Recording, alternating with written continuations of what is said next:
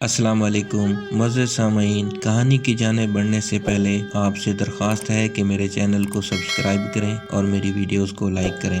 کروڑ پتی مجرم کو پھانسی کی سزا سنا دی گئی اور اس سزا پر عمل درآمد کے لیے اسے شہر سے دور دراز ایک گمنام جزیرے کی جیل میں قید کر دیا گیا تاکہ وہ اپنی دولت یا اثر رسوخ کو استعمال کرتے ہوئے فیصلے پر اثر انداز نہ ہو سکے۔ کروڑ پتی مجرم نے اس جزیرے پر ہی قسمت آزمائی کا فیصلہ کیا۔ اس کے لیے اس نے جیل کے سنتری کو رشوت دینے کا فیصلہ کیا تاکہ کسی بھی طریقے سے اور کسی بھی قیمت پر جیل کے جزیرے سے باہر وہ فرار ہو سکے۔ سنتری نے اسے بتایا کہ یہاں پر حفاظتی اقدامات بہت سخت ہیں اور کوئی بھی قیدی جزیرے سے باہر نہیں نکل سکتا سوائے ایک صورت ہے جو کہ موت ہے۔ لیکن لاکھوں کی لالچ نے سنتری کو قیدی کے ساتھ دینے پر آمادہ کر لیا۔ اس کے لیے سنتری نے ایک عجیب و غریب طریقہ نکالا اور اس کروڑ پتی مجرم کو بتایا کہ سنو، جیل کے جزیرے سے صرف ایک چیز جو بغیر کسی حفاظتی انتظامات اور تفتیش کے باہر آتی ہے وہ ہے مردوں کا تابوت۔ جب کبھی کسی کو پھانسی دی جائے یا وہ طبعی موت مر جائے تو ان کی لاشوں کو مردہ خانے سے تابوت میں ڈال کر بحری جہاز پر منتقل کر دیا جاتا ہے، جہاں پر غیر مسلح چند محافظوں کی نگرانی میں کچھ سادہ رسومات ادا کرنے کے بعد ان تابوتوں کو قبرستان میں دفن کرنے کے لیے بھیج دیا جاتا ہے۔ وہ محافظ ان تابوتوں کو بحری جہاز سے خشکی پر منتقل کرنے اور پھر دفنانے کے بعد واپس لوٹاتے ہیں۔ اس کارروائی پر روزانہ صبح 10 بجے اس صورت میں عمل درآمد کیا جاتا ہے کہ وہاں مردہ خانے میں مردہ اور تابوت موجود ہوں۔ آپ کے فرار کا واحد حل یہ ہے کہ اختتامی لمحات سے پہلے آپ کسی طرح کسی ایک تابوت میں پہلے سے مردہ شخص کے ساتھ لیٹ جائیں۔ معمول کی کارروائی اختتام پذیر ہو، بحری جہاز سے آپ زمین اور زمین سے قبرستان پہنچ جائیں، وہاں جا کر تابوت کو دفن کر دیا جائے اور جیسے ہی عملہ وہاں سے واپسی کے لیے نکلے تو میں ہنگامی رخصت لے کر آدھے گھنٹے کے اندر وہاں پہنچ کر آپ کو قبر اور تابوت سے باہر نکال لوں۔ پھر آپ مجھے وہ رقم دے دیں جس پر ہم نے اتفاق کیا ہے اور میں چھٹی کا وقت ختم ہوتے ہی واپس جیل چلا جاؤں اور آپ غائب ہو جائیں۔ یوں آپ کی گمشدگی ایک معمہ ہی رہے گی اور اس معمے سے ہم دونوں کو کوئی فرق نہیں پڑے گا۔ آپ کا کیا خیال ہے؟ کروڑ پتی نے سوچا کہ یہ ایک جنونی قسم کا منصوبہ ہے، لیکن پھانسی کے پھندے پر جھولنے سے یہ پھر بھی 1000 درجے بہتر ہے۔ کروڑ پتی نے تکڑی رقم دینے کا وعدہ کیا اور پھر دونوں نے اسی طریقہ کار پر اتفاق کر لیا۔ سنتری کے منصوبے کے مطابق اس قیدی نے اتفاق کیا کہ وہ مردہ خانے میں چپکے سے جائے گا۔ اگر وہ خوش قسمت رہا اور وہاں کسی کی موت واقع ہو گئی تو وہ اپنے آپ کو بائیں طرف کے پہلے نمبر والے تابوت میں بند کر لے گا جس کے اندر پہلے سے ایک لاش موجود ہوگی۔ اگلے دن حسب منصوبہ سنتری کے بتائے ہوئے رستے پر چلتے ہوئے وہ کروڑ پتی شخص مردہ خانے کے اندر گھسنے میں کامیاب ہو گیا۔ وہاں مردہ خانے کے فرش پر 2 تابوت رکھے ہوئے تھے۔ پہلے تو وہ تابوت میں کسی مردے کے ساتھ لیٹنے کے خیال سے گھبرا گیا، لیکن ایک بار پھر زندہ رہنے کی جبلت اس عارضی خوف پر غالب آ گئی۔ اس نے اپنی آنکھیں بند کرتے ہوئے احتیاط سے تابوت کو کھولا تاکہ لاش کو دیکھ کر خوفزدہ نہ ہو اور اپنے آپ کو تیزی سے تابوت کے اندر مردے کے اوپر گرا دیا اور اس وقت تک بے چینی اور پکڑے جانے کے خوف کے ساتھ وہ انتظار کرتا رہا جب تک کہ اس نے محافظوں کی آواز نہ سن لی۔ وہ تابوت کو جہاز کے عرصے پر لے جانے کے لیے آپس میں گفتگو کر رہے تھے۔ مردہ خانے سے لے کر جہاز پر پہنچنے تک اسے قدم بقدم جگہ کی تبدیلی کا احساس ہوتا رہا۔ جہاز کا لنگر اٹھنے سے لے کر پانی پر اس کی حرکت کو اس نے محسوس کیا۔ سمندری پانی کی مہک جب تک اس کے نتنوں سے ٹکراتی رہی تب تک اس کا عدم تحفظ کا احساس برقرار رہا۔ جہاز سیل پر پہنچ کر لنگر انداز ہوا۔ محافظوں نے کھینچ کر تابوت کو خشکی پر اتارا تو اس کے کانوں سے محافظوں کی گفتگو کے چند الفاظ ٹکرائے۔ وہ اس تابوت کے عجیب و غریب وزن کے بارے میں ایک دوسرے سے تبصرہ کر رہے تھے۔ وہ کہہ رہے تھے کہ اتنے وزنی تابوت سے زندگی میں پہلی دفعہ پالا پڑا ہے۔ اس گفتگو سے اس کروڑ پتی قیدی نے عجیب سا خوف اور تناؤ محسوس کیا۔ وہ ڈر گیا تھا کہ کہیں یہ محافظ اس تابوت کو کھول کر دیکھ ہی نہ لیں کہ اندر کیا ہے، لیکن یہ تناؤ اس وقت ختم ہو گیا جب اس نے ایک محافظ کو لطیفہ سناتے ہوئے سنا جس میں وہ زیادہ وزن والے قیدیوں کا مذاق اڑا رہا تھا۔ مردہ خانے سے لے کر قبرستان پہنچنے تک شاید یہ پہلا لمحہ تھا جب اس نے تھوڑی سی راحت محسوس کی۔ اب اسے محسوس ہو رہا تھا کہ تابوت کو گڑھے میں اتارا جا رہا ہے۔ چند لمحوں بعد اسے تابوت کے اوپری حصے پر مٹی کے بکھرنے کی آواز صاف سنائی دے رہی تھی اور محافظوں کی بولنے کی آواز آہستہ آہستہ کم ہوتے ہوئے ختم ہو گئی تھی، اور اب اس اندھیری قبر میں وہ ایک عجیب صورتحال سے دوچار تھا۔ انسانی لاش کے ساتھ 3 میٹر کی گہرائی میں وہ زندہ دفن تھا اور ہر گزرتے لمحے کے ساتھ اس کے لیے سانس لینا دوبھر ہوتا جا رہا تھا۔ اس نے سوچا یہ بات درست ہے کہ وہ اس سنتری پر بھروسہ نہیں کرتا تھا، لیکن وہ یہ بھی جانتا ہے کہ دولت سے محبت سب سے سے بڑی طاقت ہوتی ہے اور وہ سنتری وعدے کے مطابق لاکھوں کی رقم لینے کے لیے دولت سے اپنی محبت کی بدولت ضرور آئے گا۔ انتظار طویل ہوتا جا رہا تھا، جسم پر پسینہ بہنے کا احساس یوں ہو رہا تھا جیسے ہزاروں چیونٹیاں دھیرے دھیرے رینگ رہی ہوں۔ سانسیں دھونکنے کی مانند تیز تیز چلنے لگی تھیں اور حبس سے دم گھٹ رہا تھا۔ خود کو مطمئن کرتے ہوئے وہ کہنے لگا، بس مزید 10 منٹ کی بات ہے، اس کے بعد سب کچھ ٹھیک ہو جائے گا اور وہ دوبارہ آزاد فضاؤں میں سانس لے گا اور ایک بار پھر روشنی دیکھے گا۔ سانس لینے میں دقت کے باعث اب وہ مسلسل کھانسنے لگا تھا۔ مزید 10 منٹ گزر گئے، اس قبر میں آکسیجن ختم ہونے والی ہے اور وہ سنتری بھی ابھی تک نہیں آیا۔ اسی سوچ میں تھا کہ اس نے بہت دور سے قدموں کی آہٹ سنی۔ ان آوازوں کے ساتھ ہی اس کی نبض تیز ہو گئی۔ ضرور یہ وہی سنتری ہوگا، آخر وہ آ ہی گیا۔ آواز قریب پہنچ کر پھر دور ہوتی چلی گئی۔ اس نے محسوس کیا کہ اسے ہسٹیریا کا دورہ پڑ رہا ہے۔ اسے ایسے محسوس ہونے لگا جیسے لاش حرکت کر رہی ہو۔ ساتھ ہی اس نے تصور میں دیکھا کہ اس کے نیچے دبا ہوا مردہ آدمی اس کی حالت پر طنزیہ انداز میں مسکرا رہا ہے۔ اچانک اسے یاد آیا کہ اس کی جیب میں ماچس کی ڈبیا ہے اور تیلی سلگا کر وہ اپنی کلائی پر بندی گھڑی میں وقت دیکھ سکتا ہے کہ سنتری کے وعدے کے مطابق کتنا وقت گزر گیا تھا اور کتنا باقی ہے۔ اسے امید تھی کہ سنتری کے بتائے ہوئے وقت میں سے ابھی چند منٹ باقی ہوں گے۔ جب اس نے تیلی سلگائی تو آکسیجن کی کمی کے باعث مدھم سی روشنی نکلی۔ شعلے کو گھڑی کے قریب لا کر اس نے دیکھا تو پتہ چلا کہ 45 منٹ سے زیادہ کا وقت گزر چکا ہے۔ گھڑی میں وقت دیکھ کر اب وہ حقیقی معنوں میں خوفزدہ ہو چکا تھا۔ ملگجی روشنی میں اسے محسوس ہوا کہ اس کا چہرہ مردے کے چہرے کے بالکل قریب ہے۔ اس نے خود سے سوال کیا، کیا مردہ شخص کا چہرہ دیکھنا اسے مزید خوف میں مبتلا کرے گا؟ تجسس اور خوف کے ساتھ اس نے اپنی گردن موڑی، شعلے کو لاش کے چہرے کے قریب کیا اور